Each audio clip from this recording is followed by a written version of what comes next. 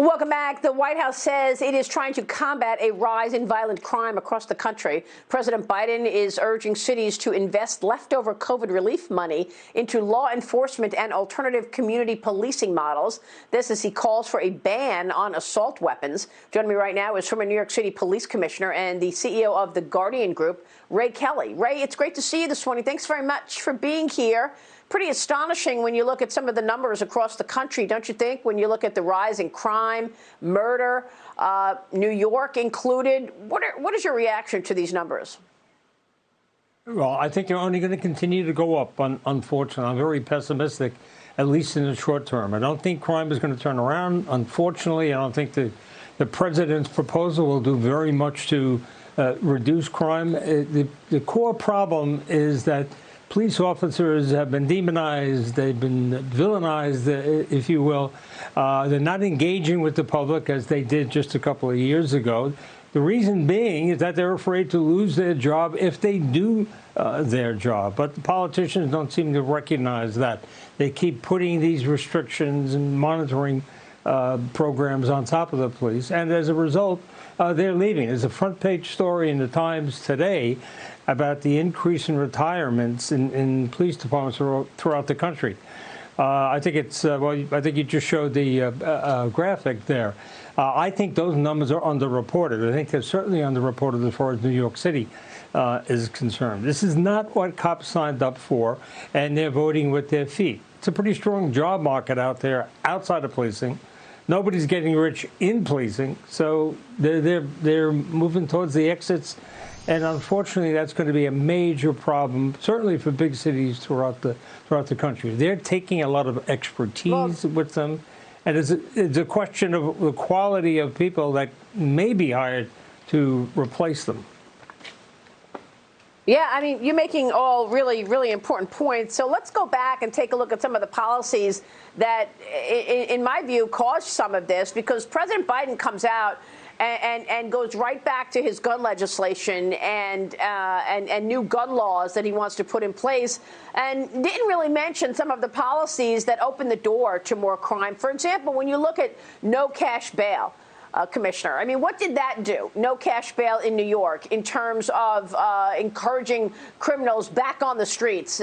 They go in, they get processed, they're back on the street. Number two, defund the police. How long have we been hearing about defund the police from the liberal Democrats and the movement of money out of local police groups and onto other things to give life to their agenda? And of course, then there's the wide open borders. You know, we had 40, 50,000 gotaways in the month of May. These are people who were seen on surveillance cameras who just got away. They were not apprehended. They are now in the interior of our country. We don't know where they are, who they are, what their intentions are.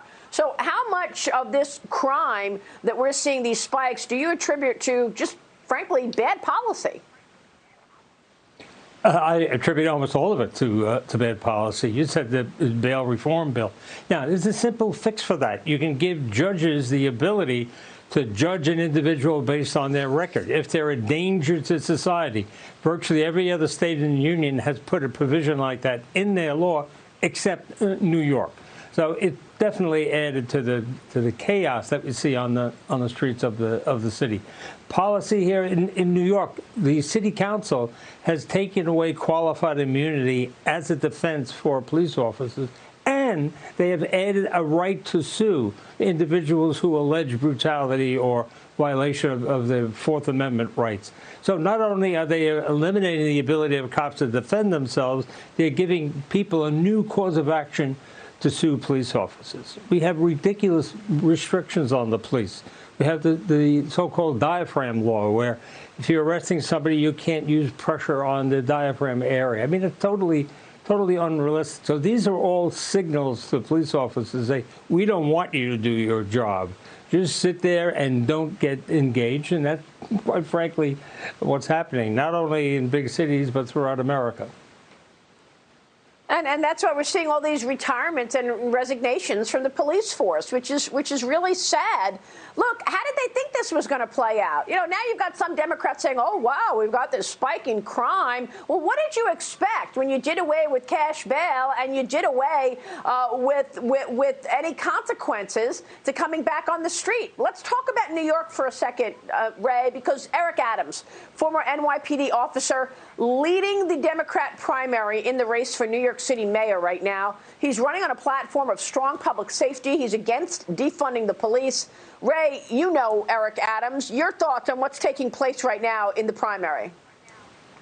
Well, he's saying something different than he said for the last 10 to 15 years. But we're going to have to wait and see. He obviously is the front runner. Talk is cheap in an election. Let's see if he lives up to his words. But he doesn't have that sort of record in the past as being supportive of the police or supportive of being tough on crime. But New York needs it. New York needs a turnaround badly. Yes, I'm sorry. Badly. They've got a massive hole in the budget, as you know, and they're still getting money from the government. Ray, what were your thoughts when you saw President Biden come out and immediately go right to guns? You've got these spikes in crime across the country and no word about the policies that he's putting in, the Democrats are putting in place as the reason for it. Instead, he tried to get gun legislation through. He's blaming guns for this. Yeah, obviously this is not the reason for the crime spike. It's the people who are shooting the guns. We have perhaps as many as 500 million guns in this country. So any tightening up on that universe of guns is not going to make much difference at all. You have to focus on the perpetrators. You got to focus on the people who are pulling the trigger of those guns. Unfortunately, I was hopeful that the president was going to come out with a meaningful program. It doesn't do anything to quell the chaos that we have on the streets of our major cities. And that's just too bad. So if there's one thing you think that needs to be implemented in order to stop the carnage here, what would it be? I know one thing is to show the police force some support so that they don't feel afraid to do their jobs and they stop retiring and resigning. What else, Ray? One thing. Well, you have to refund the police. Here in New York, they defunded the police by taking away almost $1 billion from the police budget. It has been said by many people that plainclothes units that focus on getting guns off the streets have to be reinstituted. They were removed for no reason at all by Mayor de Blasio and the police commissioner. It made no sense to do that. We had programs in the past, Operation Impact, where you take young police officers and put them in concentrated form in the most difficult neighborhoods of the city. Something like that must be done. And also, I think the mayor, whoever the next mayor is, has to take on the city council. They are simply out of control, and they'll be more to the left than they are now on January 1st of 2022, based on the primary results that we've just seen. Wow. Well, that's going to be a scary sight when they're getting even more power. Ray Kelly, such great information from you this morning. Please don't be a stranger. Great to see you this morning, sir. Thank you. Thank you, Maria. It was great to be with you.